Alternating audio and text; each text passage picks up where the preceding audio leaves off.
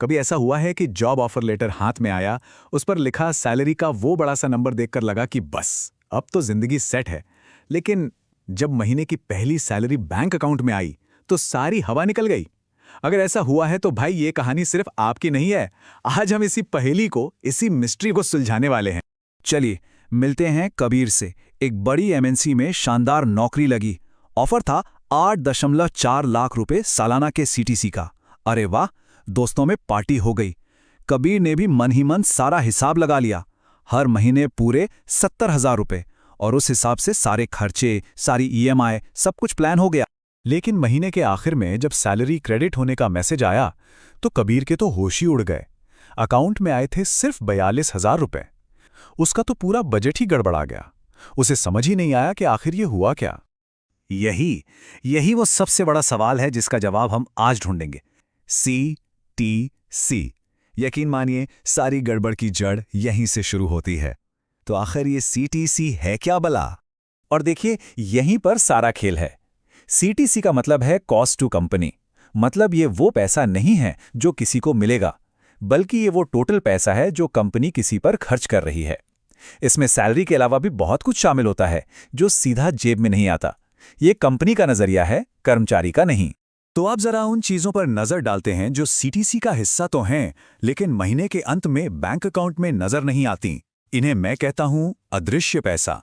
वो पैसा जो है पर दिखता नहीं। इस अदृश्य पैसे का सबसे बड़ा हिस्सा होता है एम्प्लॉयर का प्रोविडेंट फंड, यानी पीएफ कंट्रीब्यूशन।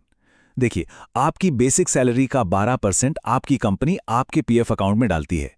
ये पैसा है तो आपका ही, पर यह आपके भविष्य के लिए एक जबरदस्त बचत है जो रिटायरमेंट पर काम आएगी, हर महीने के खर्चों में नहीं। अगला नंबर आता है ग्रेच्युटी का। इसे एक तरह का लॉयल्टी बोनस समझिए। अगर कोई एक ही कंपनी में 5 साल तक टिक जाता है तो कंपनी उसे देती है। लेकिन मजे की बात यह है कि कंपनी इसका पैसा पहले दिन से ही सीटीसी में जोड़कर चलती है, भले ये आपको सालों बाद मिलना हो या शायद कभी ना भी मिले। और यहां एक और दिलचस्प बात है। ऑफर लेटर में ग्रेच्युटी को अक्सर आपकी सालाना बेसिक सैलरी के 4.81% पर कैलकुलेट किया जाता है। सुनने में ये छोटी सी रकम लगती है, लेकिन ये भी आपके सीटीसी के आंकड़े को और फुला देती है। फिर आते हैं वो फायदे जो कैश तो नहीं है, पर कंपनी के लिए तो खर्चा है ही। जैसे ऑफिस आने जाने के लिए कैब की सुविधा या लंच के लिए मील कूपन्स। कंपनी इन सब पर जो भी खर्च करती है वो भी आपके सीटीसी का ही एक हिस्सा होता है। अरे लिस्ट यहीं खत्म नहीं होती।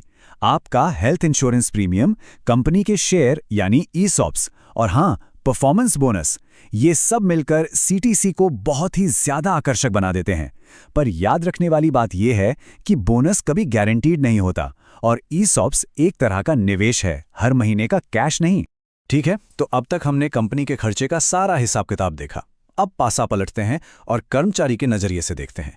चलिए समझते हैं कि कट पिट कर हाथ में आने वाली सैलरी यानी नेट या टेक होम सैलरी आखिर कैलकुलेट कैसे होती है। यहां 2 शब्दों को समझना बहुत जरूरी है, ग्रॉस और नेट सैलरी। ग्रॉस सैलरी समझ लीजिए वो पूरी रकम है जिसमें से अभी कटौतियां होनी बाकी हैं, और नेट सैलरी, जिसे इन हैंड सैलरी भी कहते हैं, वो फाइनल अमाउंट है जो सारी कटौतियों के बाद असल में बैंक खाते की शोभा बढ़ाता है। चलिए एक छोटा सा हिसाब लगाते हैं। मान लीजिए सालाना ग्रॉस सैलरी है 6,42,000 रुपए। अब इसमें से सबसे पहले आपका पीएफ का हिस्सा कटेगा, फिर प्रोफेशनल टैक्स, और फिर आपका इनकम टैक्स यानी टीडीएस। इन सबको हटाने के बाद जो रकम बचती है वही है असली कमाई, वही है टेक होम सैलरी। पर इस पूरी तहकीकात से हमें सबसे बड़ा सबक क्या मिला? जरा इस आंकड़े को देखिए। ये एक असली सैलरी स्लिप से है।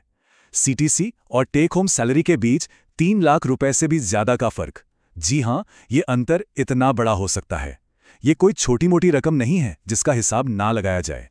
तो सबसे जरूरी बात जिसे बिल्कुल गांठ बांध लेना है, अगली बार जब भी सैलरी पर बात हो तो सीटीसी के उस बड़े चमकीले नंबर के जाल में नहीं फंसना है। हमेशा उस नंबर पर फोकस करना है जो महीने के अंत में बैंक अकाउंट में आएगा। अपनी बातचीत का आधार टेक होम सैलरी को बनाना है। और हां, जाने से पहले एक और जरूरी बात। 2025 से नए लेबर कानून आ सकते हैं जिनके मुताबिक आपकी बेसिक सैलरी आपके सीटीसी का कम से कम 50% होगी। इसका असर यह होगा कि आपका पीएफ और ग्रेच्युटी कंट्रीब्यूशन बढ़ जाएगा। मतलब हो सकता है कि इन हैंड सैलरी थोड़ी कम हो, लेकिन रिटायरमेंट की बचत और भी ज़्यादा मजबूत हो जाएगी। अपनी नॉलेज को इसी तरह बढ़ाते रहने के लिए हमारे YouTube चैनल को ज़रूर सब्सक्राइब करें, और अगर आप ये कंटेंट Facebook पर देख रहे हैं तो हमारे पेज को फॉलो करें, वीडियो को लाइक और शेयर करें।